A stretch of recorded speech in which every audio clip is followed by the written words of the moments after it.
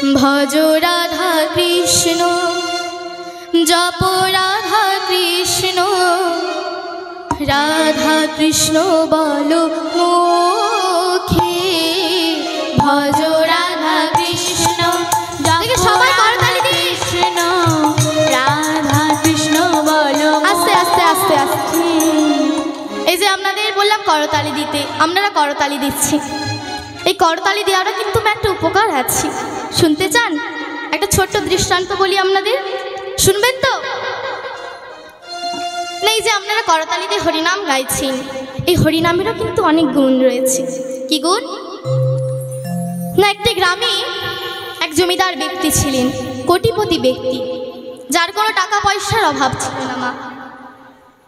তা সেই কোটিপতি ব্যক্তি সারা জীবনে বেঁচে থাকতে কখনো কোনো ভালো কাজ করেনি, কখনো দান করেনি, ধ্যান করেনি, তপস্যা করেনি, পুণ্য করেননি, তীর্থে যাননি, কখনো সাধু সেবা, ভক্ত সেবা, জনগণের সেবা, বেঁচে থাকতে কোনো পুণ্য কাজ করেননি।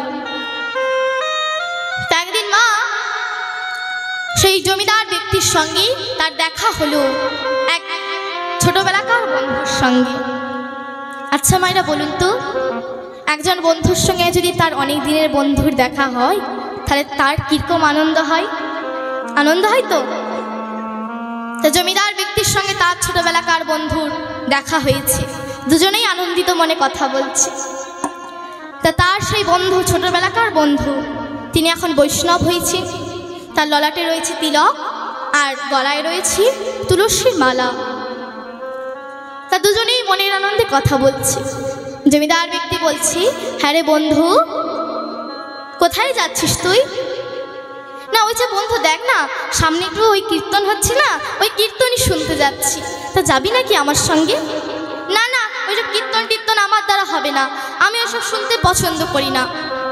বলে বন্ধু দেখ, এতদিন পর তোর সঙ্গে দেখা, আমি একটু কীর্তন শুনতে যাব, তা তুই যদি আমার সঙ্গে 10টা মিনিট যেতিস আমার খুব ভালো লাগতো। বলছি তো আমার এসব ভালো লাগে না, আমি যেতে পারবো না। বলে বন্ধু দেখ, একবার অন্তত চল। উফ, এ তো মহাজালা দেখছি, বলছি তো কীর্তন টীর্তন আমি কখনো শুনিনি। আচ্ছা অন্যবার না হয় শুনিসনি, আজকে অন্তত আমার জন্য চল।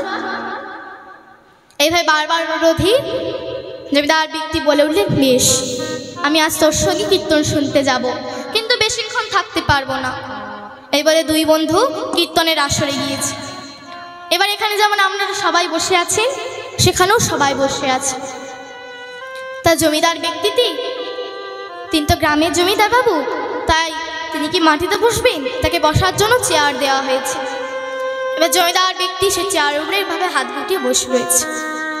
সবাই মাঝে মাঝে নিতাই গৌর সীতানাথ প্রেমানন্দে বলে হাত তুলছে, সবাই হাত তুলছে, কিন্তু জমিদার ব্যক্তি এইভাবে হাত গুটিয়ে বসে রয়েছে। তখন তার বন্ধু বলছি, হ্যাঁ রে বন্ধু, সবাই নিতাই গৌর সীতানাথ বলে হাত তুলছি, আর তুই তুলবি না? বলছি তো সব ন্যাকামি টাকামি আমার দ্বারা হবে না, আমি এসব শুনতে পছন্দ করি না, নির্ঘাত তুই বললি তাই এলাম, আমি হাতটা তুলতে পারবো না। বলে বন্ধু একবার অন্তত আমার জন্য তুল, অন্তত একবার আমার জন্য তুল। আচ্ছা বেশ বেশ, তুই যখন এত করে বলছিস আমি একবারই তুলবো, তার বেশি তুলতে পারবো না। এবার নিতাই গৌর সীতানাথ প্রেমানন্দে বলে জমিদার ব্যক্তি এইভাবে দুটি বাহু তুলেছে। এবারে কীর্তন শেষে যে যার বাড়ি ফিরে চলে গেছে, সবাই যে যার বাড়ি ফিরে চলে গেছে, আর জমিদার ব্যক্তি তার বাড়ি ফিরে গেছে। এইভাবে আস্তে আস্তে আস্তে আস্তে দিন যাচ্ছে। জমিদার ব্যক্তি এখন বয়স্ক হয়েছেন, বয়স্ক তো একদিন তিনি মারা গেলেন। আর মারা যেতে জমালয়ের জমদু দেশে জমিদারের হাতটি ধরে জমালয় নিয়ে যাচ্ছে, যেখানে একদিন আমাদের সকলকেই যেতে হবে, যেখানে সবার বিচার হবে, ভালোরও বিচার হবে আবার মন্দেরও বিচার হবে। এবার যমদূত কি করলেন? জমিদার ব্যক্তির হাতটা ধরে জমালয়ে নিয়ে গেলেন। জমালয়ে নিয়ে গিয়ে ধর্মরাজের কাছে দাঁড় করালেন। ধর্মরাজ বললেন, চিত্রগুপ্ত দেখো তো এই আত্মাটা সারা জীবনে কখনো ভালো কাজ করেছে কিনা। আচ্ছা চিত্রগুপ্ত কে বলুন তো? যিনি ডায়েরি মেনটেন করেন, যিনি পাপ পুণ্যের সমস্ত বিষয় খাতাতে তুলে রাখেন, তাকে চিত্রগুপ্ত বলে। এবার ধর্মরাজ বললেন, দেখো তো চিত্রগুপ্ত, এই আত্মাটা সারা জীবনে কখনো কোনো ভালো কাজ করেছে কিনা। আসতে এবার ধর্মরাজ কি করলেন, চিত্রগুপ্তকে নির্দেশ দিলেন। আর চিত্রগুপ্ত পাতার পর পাতা উল্টেই যাচ্ছে।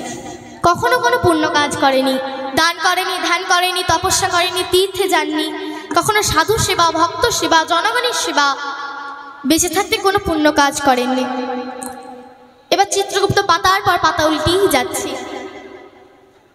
এইভাবে উল্টাতে উল্টাতে ধর্মরাজ বিরক্ত হয়ে বললেন, কি ব্যাপার চিত্রগুপ্ত, এই আত্মাটিকে সারা জীবনে কখনো কোনো ভালো কাজ করেনি? আগে ধর্মরাজ, এই সারা জীবনে কখনো কোনো ভালো কাজ করেনি। ও, ভালো কাজ করেনি? তা ভালোই হয়েছে, তাহলে একে নরকে দিয়ে আসার ব্যবস্থা করো। আর নরকে দিয়ে আসার আগে গরম তেলে একেবারে পাপড়ের মতো করে ভেজে নরকে দিয়ে আসো। যেই না বলেছে নরকে দিয়ে আসো, অমনি চিত্রগুপ্ত বললেন, দাঁড়ান মহারাজ, এই আত্মাটা সারা জীবনে ভালো কাজ করেনি ঠিকই, কিন্তু সারা জীবনে একবার হরি বলে দুটি বাহু তুলেছে। হরি বলছে সারা জীবনে কোনো ভালো কাজ করেনি, একবার হরি বলে হাত তুলেছে। কি সমস্যা? ধর্মরাজ মাথায় হাত দিয়ে বসলেন। কি সমস্যা? সারা জীবনে কখনো ভালো কাজ করেনি ঠিকই, একবার হাত তুলেছে। এবার এর বিচার আমি কী করে করবো? এই কতটা পূর্ণ হয়েছে তা তো আমার জানা নেই। এই 250 হয়েছে না 300 হয়েছে না 500 হয়েছে, এবার আমি কি করে বিচার করি? চিত্রগুপ্ত বললেন, ধর্মরাজ, অত চিন্তা করবার দরকার নেই। একবার হরি বলে হাত তুলে কতটা পূর্ণ হয় সেটা আমিও জানি না, আর আপনিও জানেন না। তাহলে জানতে পারি কি না? জানতে পারি নারদ মুনি। কেন না? নারদ মুনি সারাদিনই নারায়ণ নারায়ণ নাম করে, সারাদিন হরির নাম করে। তাহলে নারদ মুনি নিশ্চয়ই বলতে পারবে যে একবার হরি বলে হাত তুললে কতটা পূর্ণ হয়। ধর্মরাজ বলেন, বেশ, তাহলে নারদ মুনিকেই ডাকা হোক। এবার সবাই মিলে নারদ মুনিকে ডেকেছে। নারদ মুনি তিনি আসছেন হরিনাম গাইতে গাইতে। কেমনভাবে আসছেন? শ্রীকৃষ্ণ গোবিন্দ হরে মুরারে, হে নাথ নারায়ণ বাসুদেব। শ্রীকৃষ্ণ, সবাই মিলে করুন তো, হরে মুরারে। আস্তে আস্তে দেখি করুন তো আপনারা, একটু জোরে, লজ্জা করবেন না। শ্রীকৃষ্ণ গোবিন্দ হরে মুরারে, হে নাথ নারায়ণ বাসুদেব। লজ্জা করবেন না, দেখি একটু জোরে। বাহ, খুব সুন্দর। আর একটু জোরে হবে না? দেব শ্রীকৃষ্ণ গোবিন্দ হরে মুরারে, হে নাথ নারায়ণ বাসুদেব। শ্রীকৃষ্ণ গোবিন্দ হরে মুরারে, হে নাথ নারায়ণ বাসুদেব। একমাত্র স্বামী সখা हमारे, मारो ध्वनि, सखा हमारे। एकमात्र स्वामी सखा हमारे, एकमात्र स्वामी सखा हमारे। हे नाथ नारायण वासुदेव, श्री कृष्ण गोविंद हरे मुरारे, हरि हरि बोल। नाथ नारायण वासुदेव, श्री कृष्ण गोविंद हरे मुरारे, हे नाथ नारायण वासुदेव। नारायण नारायण नारायण। নারদ মুনি জমালয়ে প্রবেশ করি প্রথমেই ধর্মরাজকে করজোড়ে প্রণাম করলেন। প্রণাম নিন ধর্মরাজ। ধর্মরাজ করজোড়ে নারদ মুনিকে প্রণাম করলেন। বলুন মহারাজ, কি সংবাদ? নারদ মুনি, একটা আমরা বিরাট বড় সমস্যায় পড়েছি। এই যে এই আত্মাটাকে দেখতে পাচ্ছেন, সারা জীবনে কখনো কোনো ভালো কাজ করেনি, কিন্তু একবার হরি বলে হাত তুলেছে। এবার একবার হরি বলে হাত তুলে ঠিক কতটা পূর্ণ হয় সেটা আমিও জানি না, আর চিত্রগুপ্তও জানে না, তাই আপনাকে ডেকেছি। নারদ মুনি ভাবলেন, একবার হরি বলে হাত তুললে কতটা পূর্ণ হয়? ধর্মরাজ, একবার বারহু তুলে হরি বললে ঠিক কতটা পূর্ণ হয় আমি জানি না, কারণ আমি সারাদিন নিজে কতবার হরি নাম করি আমি জানি না। আর আমায় জিজ্ঞেস করছেন একবার হরি বলে হাত তুললে কতটা পূর্ণ হয়, আমি বলতে পারবো না। কি সমস্যা, আপনি বলতে পারবেন না? তাহলে কে বলতে পারে? এক কাজ করুন, আমার বাবার কাছে চলুন। আচ্ছা মা বলুন তো, নারদমণির বাবার নাম কি? নারদমণির বাবার নাম গদাধর। মায়েরা বলুন তো, নারদমণির বাবার নাম কি? লজ্জা করবেন না, সাহস করে বলুন। বাহ, বলতে পারলি না? না, এই মা বলতে পেরেছে। নারদমণির বাবার নাম কি? ব্রহ্মা। আচ্ছা মায়েরা, ব্রহ্মার কটা মুখ বলুন তো? 6টা। ব্রহ্মার 6টা মুখ? 10টা মুখ ব্রহ্মার? হয়নি, তোমরা ফেল, পাস করনি, ফেল করেছে। দেখি মায়েরা বলুন তো, দেখে শিক্ষা নেওয়া উচিত। কি বললেন মায়েরা বলুন তো? 4টা মুখ, চতুর্মুখী ব্রহ্মা। সবাই মিলে গেলেন ব্রহ্মার কাছে, গিয়ে বলছি দেখুন না, আমরা এক বিরাট সমস্যায় পড়েছি। এই আত্মাটা সারা জীবনে কখনো কোনো ভালো কাজ করেনি, কিন্তু একবার বাহু তুলে হরি বলেছে। এবার একবার হরি বললে কতটা পূর্ণ হয় সেটা আমিও জানি না, আর নারদ মুনিও জানি না, তাই আপনার কাছে এসেছি। ব্রহ্মা বড় বড় চোখ করে বললেন, আমার দিকে তাকাও, দেখে বল আমার কটা মুখ? কটা মুখ? 4টা মুখ। 1টা মুখ মনেও রাখেনি কি বলল। ব্রহ্মার 4টা মুখ। এবার ব্রহ্মা বলছে, আমার দিকে তাকিয়ে বলো আমার কটা মুখ? সবাই মিলে বলেন 4টা মুখ। আচ্ছা তোমরাই এবার বিচার করো, আমি যদি এই 4টা মুখে একবার হরিনাম করি তাহলে কতবার বলা হবে? 4 বার বলা হবে। তো আমি সারাদিন নিজে কতবার হরির নাম করি আমি জানি না, আর আমায় জিজ্ঞেস করছো? আমিও বলতে পারবো না। কি সমস্যা, কি আপনিও বলতে পারবেন না? না, আমিও বলতে পারবো না। তাহলে কে বলতে পারে? এক কাজ করুন, আমার না হয় 4টা মুখ, আমি বলতে পারি না, তাহলে যার নিশ্চয়ই 5টা মুখ সে বলতে পারবে। 5টা মুখ কার?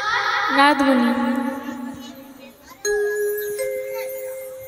নারদমণির 5টা মুখ তোদের দ্বারা হবে না, তোরা বারবার ফেল করেছিস। মায়েরা বলুন তো, 5টা মুখ কার? অসুরের।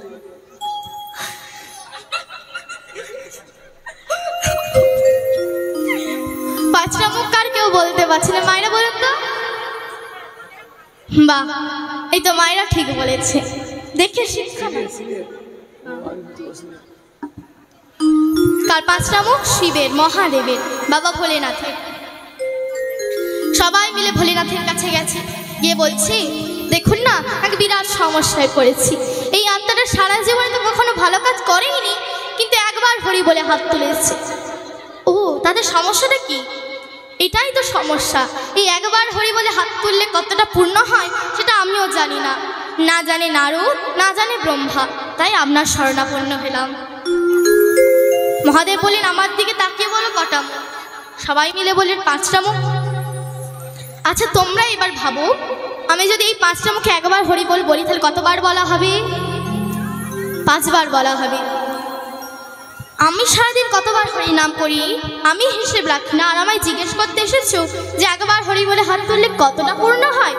আমিও বলতে পারবো না। কি সমস্যা, তাহলে কে বলবে বলুন আপনি? নারদমণিকে জিজ্ঞেস করলাম, নারদমণি বলতে পারলো না। ব্রহ্মার কাছে গেলাম, বলতে পারলেন না। আপনার কাছে এসেছি, আপনিও বলছেন বলতে পারবেন না, তাহলে বিচার করব কিভাবে? এক কাজ করুন, যে হরির নাম নিয়েছি সেই হরির কাছেই চলুন। সবাই মিলে এবার বৈকুণ্ঠ লোকে চলেছে। বৈকুণ্ঠ লোকে গিয়ে দেখছি হরি অনন্ত শয্যায় শুয়ে রয়েছে, অনন্ত শয্যায় শুয়ে রয়েছে ভগবান। সবাই মিলে এবার ডাকছে, জাগানো হচ্ছে আজ হরিকে। হরি উঠে বলছে, কি ব্যাপার?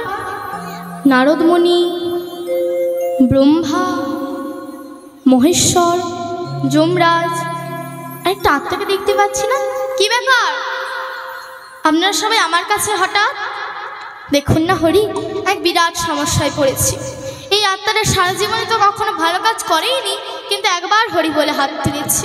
এই একবার হরি বলে হাত তুললে কতটা পূর্ণ হয় তা তো আমার জানা নেই, তাই আপনার কাছে এসেছি।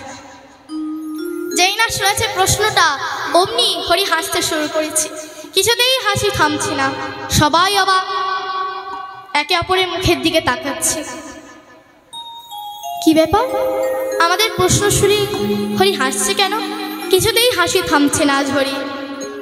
সবাই করজোড়ে জিজ্ঞেস করলেন, এই প্রশ্নের উত্তর তো আমরা জানি না, তাই আপনার কাছে এসেছি, কৃপা করে যদি আপনি আমাদের বলেন।